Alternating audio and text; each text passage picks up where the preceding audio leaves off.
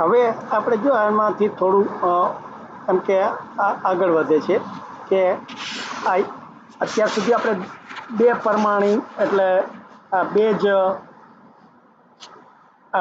પરમાણુ ભેગા થાય ને એનું સંયોજન બને એવી વાત કરતા હતા, પણ અહીંયા હવે ઘણી વખત એનો સમૂહ થઈ જાય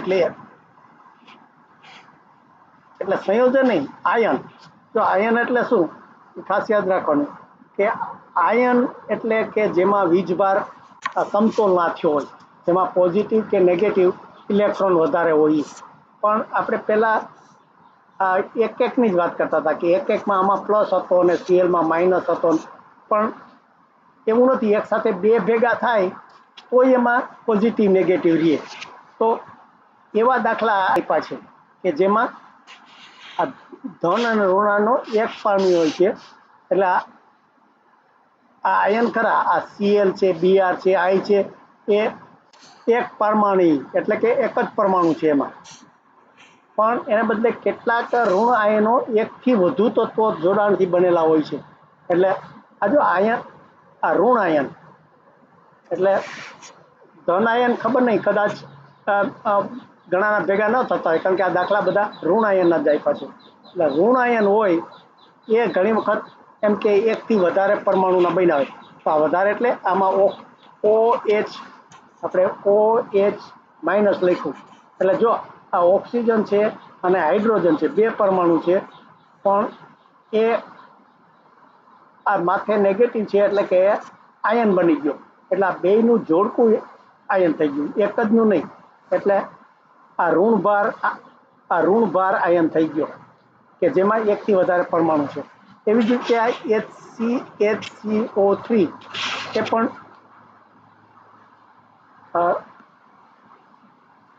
બીજો દાખલો છે HCO3 માઇનસ. એટલે જો આમાં કેટલા તત્વો છે, હાઇડ્રોજન છે, કાર્બન છે, ઓક્સિજન છે, ત્રણ છે, પણ એ બધા ને ભેગાનો એક આયન થઈ ગયો. એટલે આયન થઈ ગયો કેવો આયન? તો કે ઋણ આયન. આ ઋણભાર છે કારણ કે માથે માઇનસ છે. એટલે આવી રીતે એક કરતાં વધારે તત્વોના વધારે પરમાણુ ભેગા થાય ને એનો પણ ઋણભાર આયન બને. એટલે બસ આ બીજા દાખલા પણ એવા આપ્યા છે કે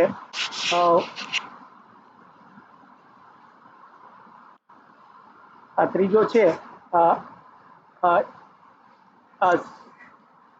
CO3 2 માઇનસ.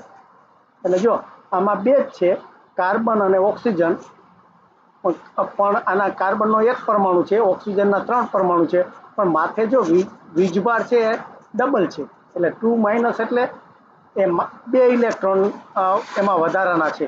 એટલે આયન થયો, પણ આયનમાં પાછી ઉપર કેટલા ઇલેક્ટ્રોન વધારાના છે એની સંખ્યા. એટલે આમાં બે ઇલેક્ટ્રોન વધારાના છે, એટલા માટે 2 માઇનસ લખ્યું છે. એટલે આ રીતે પણ એ આયન બન્યો છે. અને પછી SO4, આ પછી બીજો દાખલો છે SO4 2 માઇનસ. એટલે આ સોડિયમ છે, ઓક્સિજન છે, આ સોડિયમનો એક પરમાણુ છે અને 4 ઓક્સિજનના 4 પરમાણુ છે, પણ એ બધા ભેગા થઈને આયન બનાવ્યો છે. અને આ આયન છે અને એનામાં 2 ઇલેક્ટ્રોનનો ચાર્જ છે. એટલે જો આ બધા છૂટા ના રહી શકે, આને કોકની સાથે આપણે ભળી જાય. 2 છે ને H2SO4, તો આનું જો તમારે પછી આવશે H2SO4 એવું થાય, કારણ કે આ H છે એની પાસે એક જ છે. SO4માં આપણે જોયું કે આ 2 છે માઇનસ. તો આ એક હાઇડ્રોજનનો એક પ્લસ હોય, આ બીજો પ્લસ હોય, અને પછી આ SO4ના આ 2 માઇનસ હોય, તો આ રીતે આને જોડાઈ જાય. એટલે આ આપણે અહીંયા સમજાયું નથી કેવી રીતે ભળે, પણ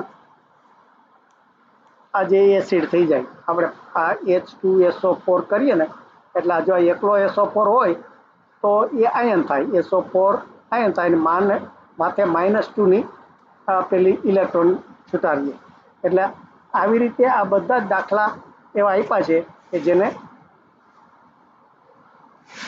એટલે આપણને બે ટેબલ આપ્યા છે 5.5નું છે એક પરમાણુની એટલે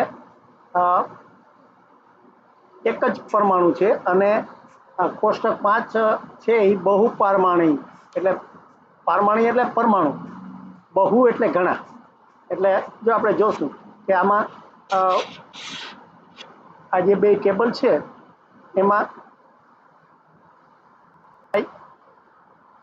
એક પરમાણુ આયનો આયન એટલે પહેલા તો જાણે એના ઉપર ઇલેક્ટ્રોન વધારાના હોય એટલે પોઝિટિવ હોય કે નેગેટિવ હોય અને બીજું એક જ પરમાણુનું એટલે બસ આ તો આપણે પહેલાં બધા શીખી ગયા એ જ છે આમાં કોઈ નથી કે આ પેલું નાઇટ્રો સોડિયમ છે એના ઉપર એકનો વીજભાર છે આ મેગ્નેશિયમ છે એના ઉપર બેનો છે આ એ આપણે શીખી ગયા હતા આ એલ્યુમિનિયમ ક્યાંય નહોતું આવ્યું એલ્યુમિનિયમ ઉપર આ 3નો ધન વીજભાર છે એટલે જો આ વીજભારમાં લખ્યું તો આ 3 પ્લસ અહીંયા 2 પ્લસ અહીંયા 1 પ્લસ એટલે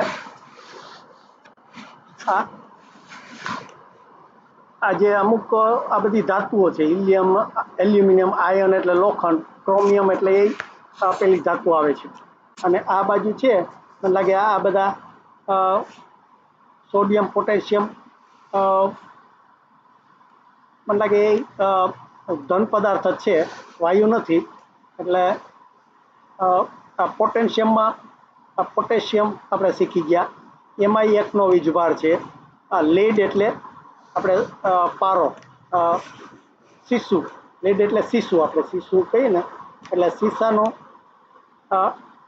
એ છે એમાં જો બે જાતના શીશુમાં હોય એકમાં એક જ વીજભાર હોય અને ઘણા શીશુના એવા આવે કે એમાં બે વીજભાર હોય પ્લસ તો એને જુદા કેવી રીતે પાડે તો કે આ જે રોમન આંકડો છે એ કૌંસમાં લખવો પડે એટલે અને આ લેડ એટલે શીશુ પણ કૌંસમાં એક હોય તો એનો અર્થ એમ કે એનામાં એક પ્લસ વીજભાર છે અને આ લેડ અને કૌંસમાં આ રોમન આંકડો 2 કરો તો એમ કે એનામાં 2 વીજભાર છે એટલે આનું પીબી અને આ પીબી પ્લસ છે અને પીબી માથે 2 પ્લસ છે હવે એવી રીતે આ લોખંડ છે લોખંડમાં પણ ઘણી વખત જુદા જુદા બનતા હોય છે જો અહીંયા બતાવ્યું છે યા આયન ટુ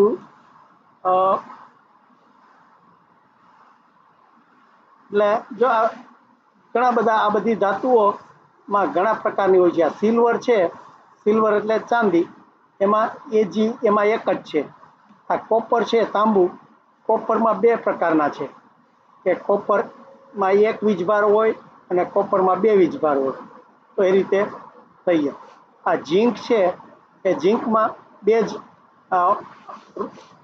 ધન વીજભાર છે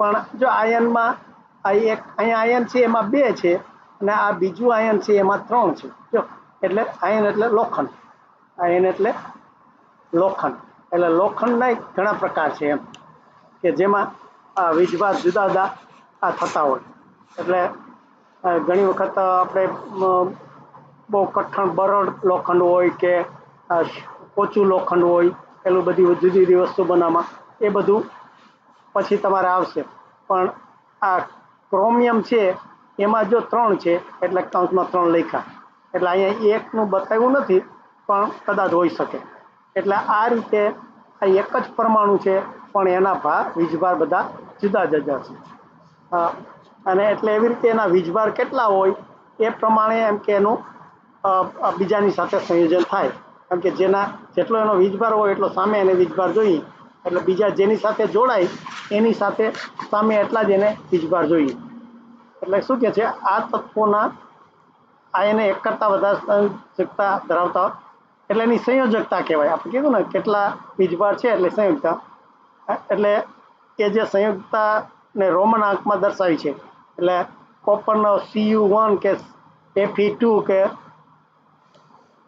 એટલે એને નામ પછી કેવી રીતે પાડે જ્યારે કે ઓછી હોય આ Cu ને હોય તો અસ કે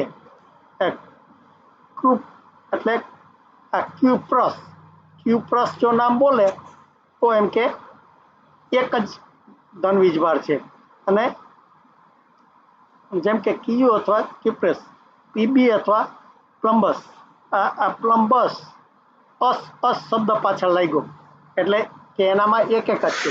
પણ જો ઊંચી સંયોજકતા ધરાવતા હોય એટલે કે એનામાં વીજભાર એક કરતાં વધારે હોય તો તેને અનુરૂપ આંકડા એટલે 2 કે 3 કે 4 કે કેટલા વીજભાર છે ધન વીજભાર એ પ્રમાણે એના કાઉન્સમાં દર્શાવવા પડે. આજે ક્રોમિયમનું 3 છે, આયર્નનું 3 છે અને તેમને ઇક તરીકે દર્શાવે. એટલે આમાં અસ અને આમાં ઇક નામ વાપરે છે. એટલે આ બધા ઇંગ્લિશ છે.